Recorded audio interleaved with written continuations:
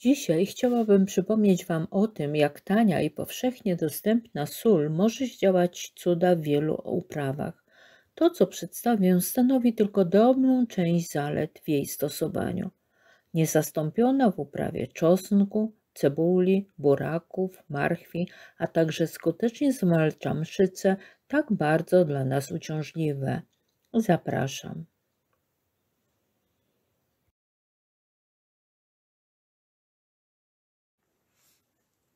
Żeby nie zostać w przyszłym roku bez plonów czosnku przed wysadzeniem, musimy go zabezpieczyć. Nieważne, czy jest to czosnek zimowy, czy wiosenny, wymagają tych samych zabiegów. Jeżeli tego nie zrobimy, to jest duże prawdopodobieństwo, że nasz czosnek będzie miał małe i nadgniłe główki. Cały nasz trud pójdzie na marne. Ale możemy zastosować bardzo tani i dostępny w każdym domu produkt, jakim jest sól kuchenna. Po jej zastosowaniu on jest zabezpieczony przed chorobami grzybowymi i główki również wyrosną znacznie większe. Wystarczy 1 stołowa łyżka soli, którą rozpuszczamy w 3 litrach ciepłej wody i moczymy w tym roztworze ząbki czosnku przez kilkanaście minut. Wystarczy później, że ząbki wysuszymy i wysadzimy na grządce.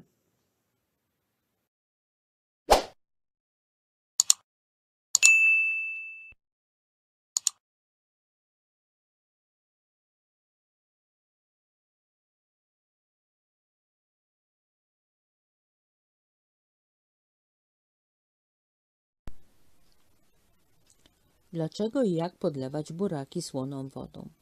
Sąsiadka na wsi zawsze mówi, jeżeli chcesz uprawiać duże i słodkie buraki, nawozisz je słoną wodą. Brzmi to dziwnie, ale jej metoda działa. A wszystko dlatego, że buraki potrzebują sodu bardziej niż jakakolwiek inna uprawa. Ale nie każdy ogrodnik wie, jak prawidłowo podlewać buraki. Podlewanie sadzonek solą naprawdę zwiększa zawartość cukru w burakach, ale ważne jest też, aby nie przesadzać. W końcu ryzykujemy otrzymanie zepsutego produktu zamiast słodkich roślin okopowych. Jak podlewać buraki płynem solnym i w jakim okresie to robić? Dlaczego podlewać buraki solą? Oprócz tego, że roztwór soli pomaga w uprawie słodkich roślin okopowych, istnieje kilka innych zalet takiego zasilania pogłównego. Na przykład sól zapewnia pełną wegetację warzyw.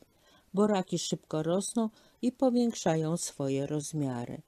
Dzięki zasilaniu solnemu buraki nie żółkną i nie zwiędną, a roztwór soli to najlepsza ochrona przed szkodnikami. Zapomnimy o mszycach, gąsienicach, ślimakach. Najważniejsze jest, aby wiedzieć, jak prawidłowo je podlewać. Aby wprowadzić do gleby wymaganą ilość pierwiastka śladowego przydatnego dla buraków, sadzonki należy podlewać 2-3 razy w sezonie słoną wodą. Nie częściej, bo nadmiar nawozu pod buraki jest szkodliwy. Które rozwiązanie przygotować zależy od Twoich sadzonek.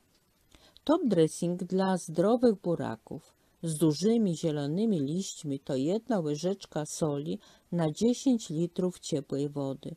Taką ilością roztworu nawadnia się 1 m² ogrodu. Zaś top dressing buraków wymagających pielęgnacji, takich np. jak małe skręcone liście z zaczerwienieniem, to do 2 łyżek dajemy na 10 litrów ciepłej wody. Również wystarczy to na 1 m² ogrodu. Ważne jest, aby roztwór był podany w infuzji co najmniej 20 minut. W trakcie podlewania upewnijmy się, że nierozpuszczone kryształy soli nie spadają na rośliny. W końcu może ona umrzeć. Ta sama sąsiadka z działki radziła sadzić buraki na tej samej grządce co cebula. Dzięki temu udaje się jej zaoszczędzić miejsce na inne uprawy.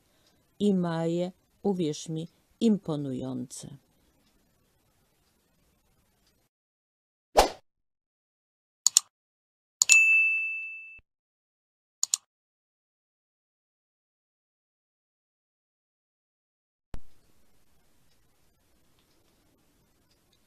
Ostatnio mówiłam Wam o wpływie soli na uprawę buraka.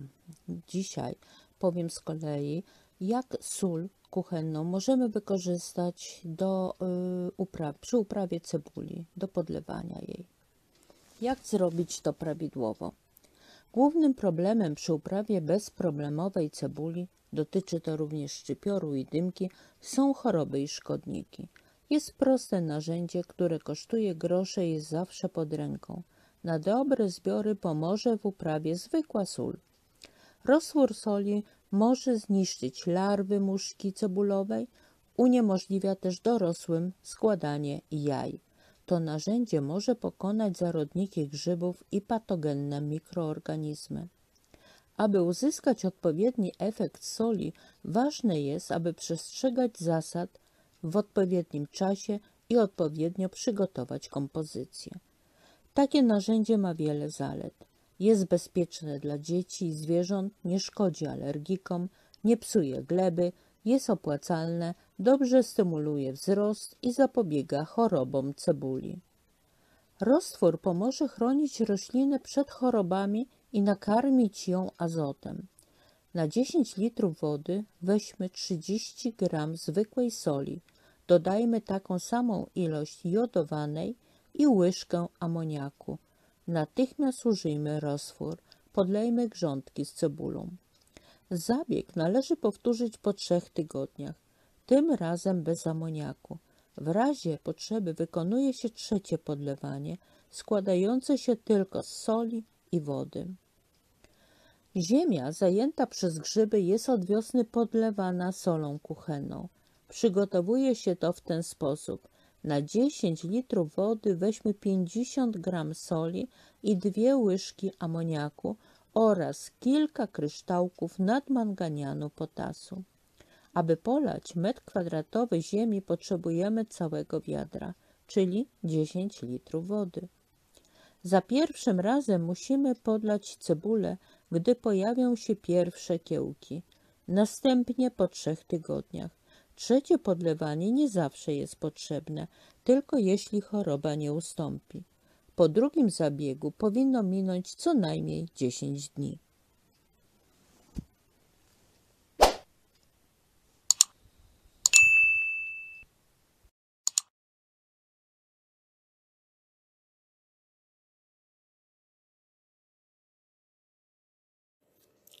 Czym podlewać marchewki, aby uzyskać duże zbiory słodkich owoców? Każda uprawa ogrodowa wymaga terminowego podlewania, w przeciwnym razie nie możemy liczyć na dobre zbiory. Ale niektórzy ogrodnicy nie ograniczają się do korzystania z samej wody.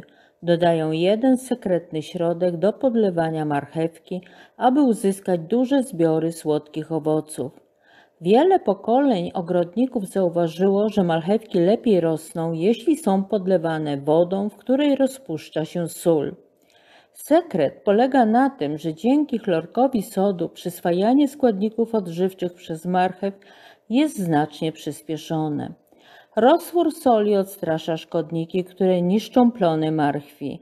Dzięki temu prostemu lekarstwu nie spotykamy się podczas zbiorów ze zgniłą marchewką. Stężenie soli. W 10 litrach wody ogrodnicy zwykle dodają jej 1 lub 2 łyżki.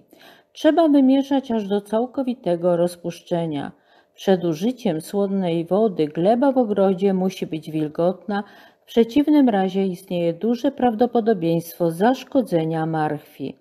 Zwykle wystarczą 3 razy w sezonie takie podlewania, tak aby marchew przyswoiła ten słony smakołyk, aby uzyskać doskonałe zbiory słodkich, chrupiących owoców.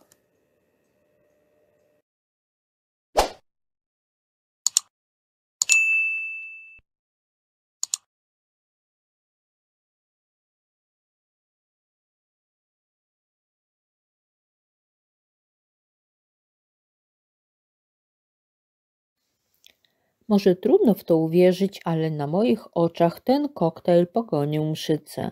Dlatego pilnie powinniśmy zastosować tę mieszankę sody z solą. 1 łyżkę sody i 1 łyżkę soli dodajemy do 3 litrów wody. Po rozpuszczeniu bierzemy 1 szklankę tej mieszanki, którą dodajemy do 1 litra wody i spryskujemy nasze rośliny.